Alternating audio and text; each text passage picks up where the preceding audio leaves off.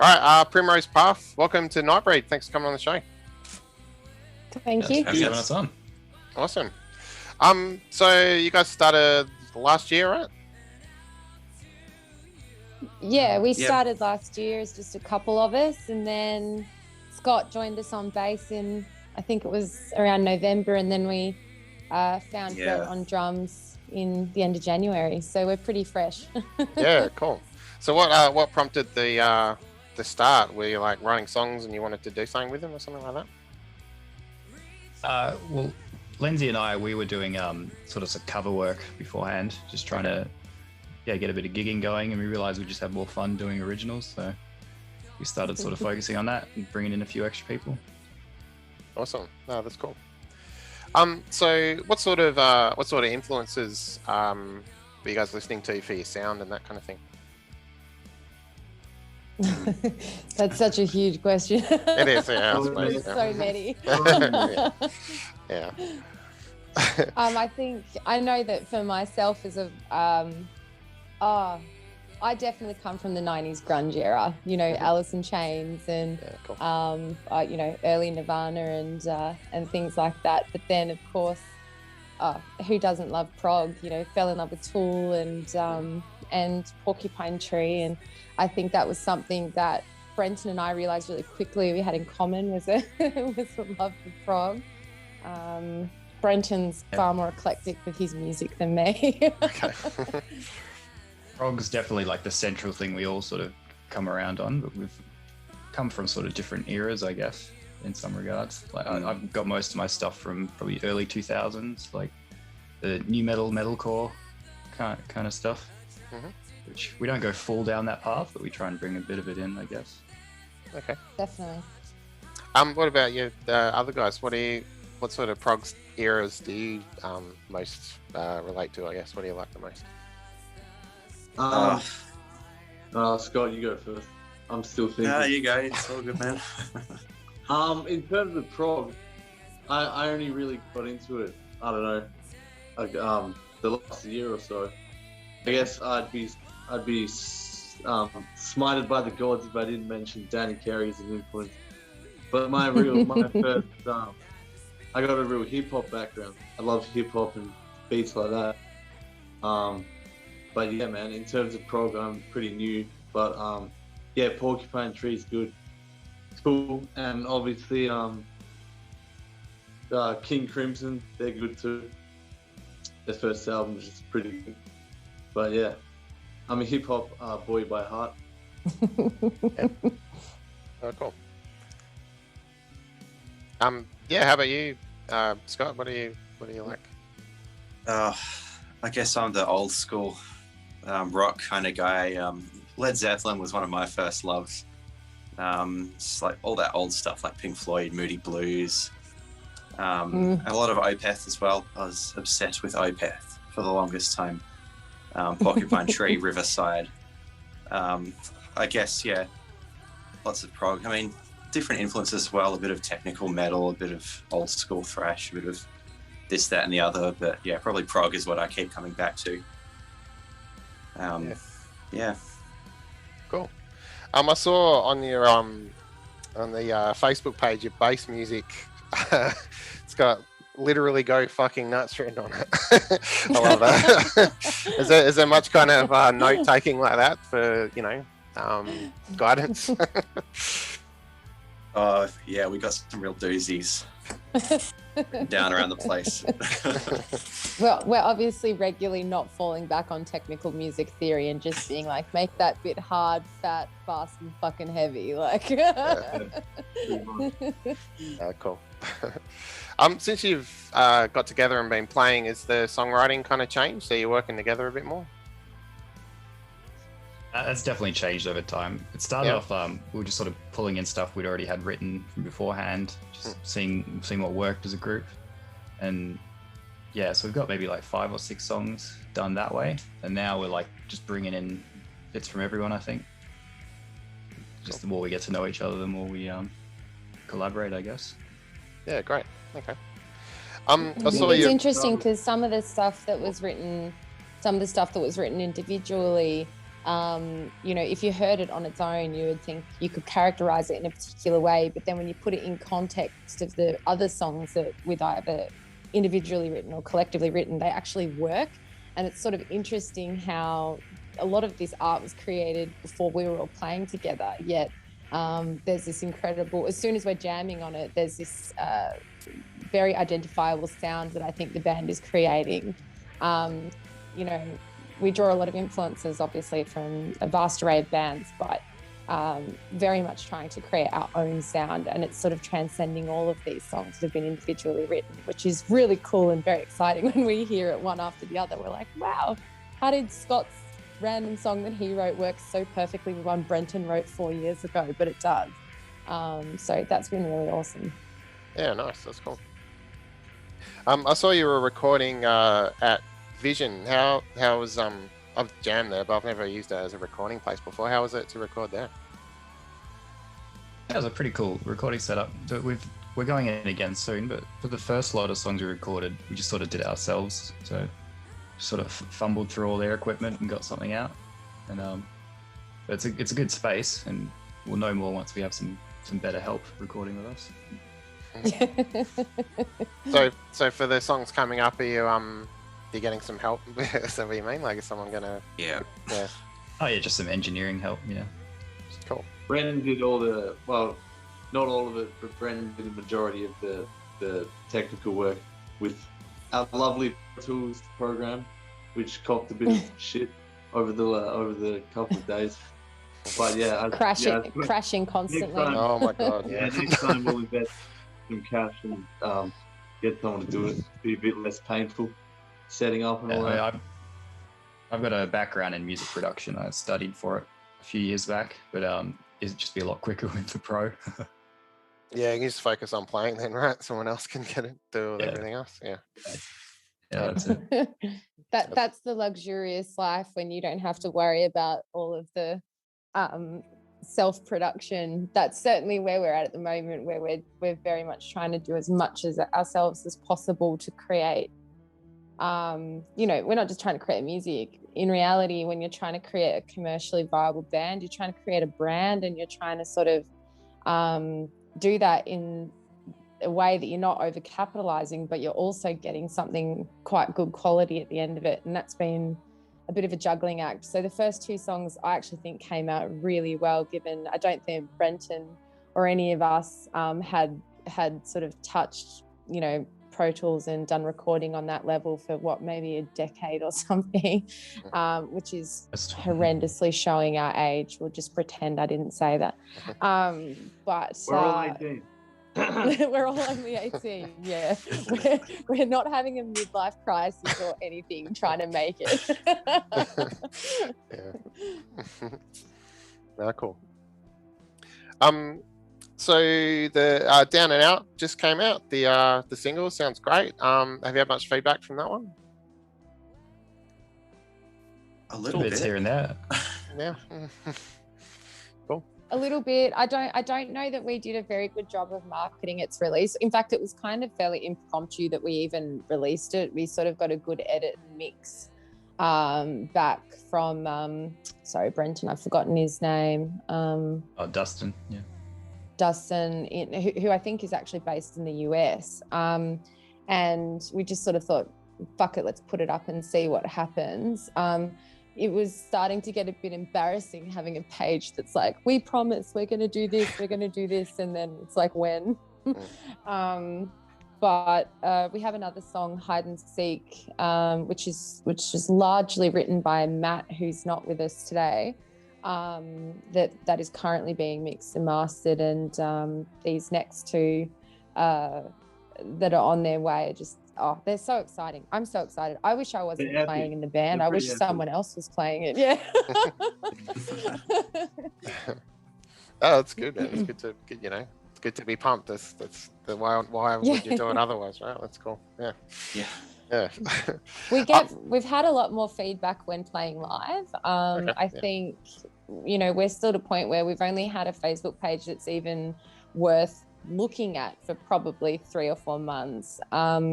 So we certainly don't have many people on Facebook, and we certainly don't have the Facebook crazy demons plugging our posts when we post them either. So, but live, the feedback we've been getting has been really extraordinary and really positive. And I think that's been a huge contributing factor to our motivation to get this EP done really quickly. Cool.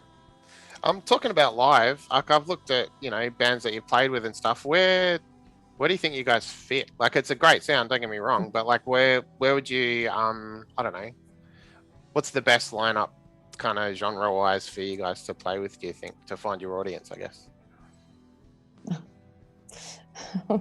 Probably, I mean, I'm the wrong person to ask. I've come over from Melbourne, so I don't really know the music scene here in Perth. We played with a few bands that were fantastic. Broken Hymns were notably really awesome. Yeah, they're fucking cool. Yeah. And I think Shadow Show as well. They have such pulsating music, it's really enjoyable to watch. I think we sort of fit in there, but as Brenton pointed out, we have a bit of the sort of new metal vibe about us as well, which takes you out of that conventional, well, not conventional, but post-prog, more ambient, drum and bass driven style to something, I don't know, a little different. If I was to imagine an ideal Spotify list with this on it, it would be completely biased. It would be like, well, Deftones, one of my favorite bands, just put me next to them, but that doesn't work either. So I don't think any of us are quite sure where we fit in. Yeah, we're still a bit early on in the process to know where we fit in. We're kind of outcast at the moment, I think. Does feel that way, yeah. No, a lot of people have come to us, which has been good. Like, we didn't go out looking for gigs. We've been contacted through Facebook for all of them. I think Jam Art's album launch is coming up in August. I coincidentally met Ursh at Vision Studios. So that's sort of how that came about, I think. And he very kindly came to our last gig that was put on by Axis Events, which was the Underground Annihilation function that they had. So we haven't gone hunting for gigs yet. They've just kind of come to us by accident. And that has been good, though, because I think it's fair to characterize all of the members of our bands as absolute nerdy homebodies who don't really go out much and don't really know what the local scene is. So that's helped us sort of establish ourselves a little bit. But I certainly think bands like Shadow Show and Broken Hymns are probably... they have that more contemporary post-prog sound that I think is sort of more like what we're doing. But again, we have such strong influences by things like Scott mentioned, Led Zeppelin or, I'm sure there's some Black Sabbath in our song Birdsong. For sure. So that takes us out from those, from that sort of genre a little bit. But I still think we sort of work in it, and maybe being diverse in that regard is helpful because we can sort of slide into different gigs and different lineups, but it's unhelpful when trying to characterize what our genre is because it's not specific. Yeah, no, that's cool. I can definitely hear, you mentioned Opeth earlier, I can definitely hear some of that in the guitar, like when it gets a bit tremolo and that sort of thing. It's good. But, I think when we were recording a couple of the songs, one of the guys, I forgot who came in the room, Lindsay, but one of the first things he said was like, "Oh, there's a real Radiohead vibe about the song," and I was "Oh like, my god, I nearly died." Like, my life is complete. The music thing compared to Radiohead, that's like pretty good, man. No, I think guitar tone wise, there's a bit of that in some of them. Oh, definitely. I think we're. Yeah, I was going to say, I think that where we digress from the sort of more classic rock and prog sound is loving contemporary music like Radiohead, and for me I write the lyrics, so as a lyricist I draw a great deal from bands like that where they do tend to write more conceptually, and yeah, honestly, I nearly freaking died when he's comparing us to Radiohead. I was like, right, that's it, we've made it. You don't need me anymore, I'm out. Yeah. That's it. I'm leaving this planet. That's as good as it's going to get. Oh, cool. Talking about lyrics, what thematically sort of stuff are you looking at? Like, is it Devi, like, I'm stuck here, or are you kind of mixing it up? What's the idea there? That's Lindsay's domain. Yeah, fucking easy. Well, there you go. Oh, don't do this to me because this is embarrassing. Right. Go on. Some of our lyrics are about. So I'm true crime obsessed. So Yep. some of our lyrics are about some interesting events that have happened to people. I don't want to go any further than that. I like leaving the abstract nature of some of the lyrics. But look, I think Carousellular, a song that's going to be on an EP, when Brenton sent that through and I saw the title, I went, hey, that's a really cool word. It's not a real word, obviously, but it's a cool word. And what I took from that was the idea of, the sort of relationship between human beings and technology, and the fact that as people, we're not connecting as intimately as we used to be. And this idea that we're just going around and around in circles, as, things, we're like literally absorbing technology on a cellular level. We're just becoming this sort of fake, superficial being instead of having intimacy and physically touching and forming those like more organic relationships. So that was really the idea behind that song, and I think that thematically does carry through actually a lot of our songs. I must have a real aversion to technology because I think down and out's about having sex with virtual reality goggles on. So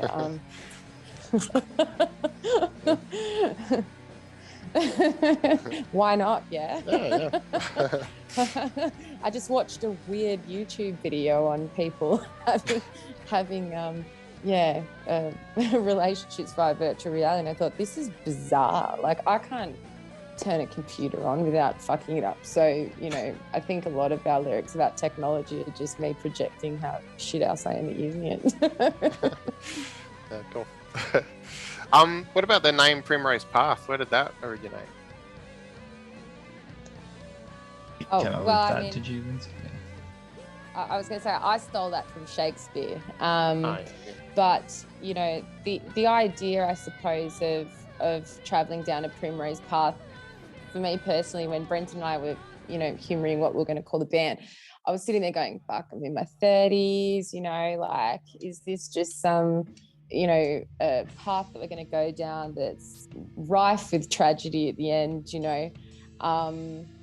Ironically, I'm determined not to have that ending. So if anything, we should be the antithesis of a Primrose Path. But obviously stolen from Shakespeare, and thought we're being very sophisticated. That's cool. It works. Walking down a path of self-indulgence. That's it, starting a band. That doesn't sound like a pretentious prog band at all, man. Like, well, we're not one of them. What are you talking? Cool. So the EP's due out August, right? Is that right? That's what we're aiming for. We're Cool. not fixing a date. We're not great with keeping to them, but we're aiming for August. Excellent. And you're saying you got late the August, hopefully. Cool. You're saying you got the Jam Art show. Do you have any other shows planned? No, yeah. Not currently, unless I'm forgetting something and should be updating my calendar. Yeah. No, I don't think we have anything specific on the cards at the moment. I mean, all of us have professional day jobs as well, and so I think, always studying full time and working if you're in Brendan's situation. Trying to get these new two songs, Carousellular and Birdsong, to a point where they were ready to be recorded has actually been a mammoth effort. They're quite long. I think they're both around 10 minutes each, and they're both quite technical. So we have been putting emphasis on just mastering the playing of it to make the recording of it as simple as possible. But I'm hopeful that we get contacted about some more gigs in the future. But we're just really excited to be playing with Jam Art, actually, because Ershon is such a figure in the metal scene here in Perth. So it should attract some. Yeah, he's a cool guy. He really is.